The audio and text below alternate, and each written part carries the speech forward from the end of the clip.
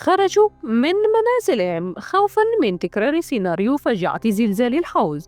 فما القصة؟ الأمر يتعلق بهزة أرضية بقوة 5.2 درجة على سلم ريشتر ضربت إقليم وزان شمال المغرب مساء يوم الاثنين على الساعة 11:48 و43 ثانية ليلا.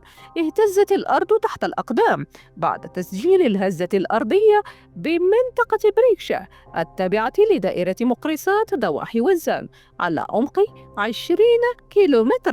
الهزة الأرضية لم تخلف خسائر في الأرواح، غير أنها بثت الخوف في النفوس. مغاربة شعروا بها بمدن متفرقة من بينها الدار البيضاء والرباط وسلا والقنيطرة وفاس وسيدي قاسم ومدن أخرى، ومنهم من خرج إلى الشارع خوفا من أن يحدث الأسوأ، خاصة وأن زلزال الحوز يعيد إلى الأذهان تفاصيل واقعة مؤلمة حدثت في شهر شتنبر من سنة 2023 وخلفت 3000 قتيل و5600 جريح، إضافة إلى تضرر حوالي 60,000 مسكن.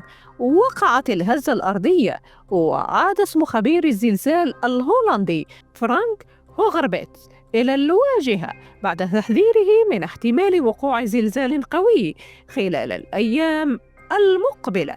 كما أطل اسم سيدة التوقعات اللبنانية ليلى عبد اللطيف.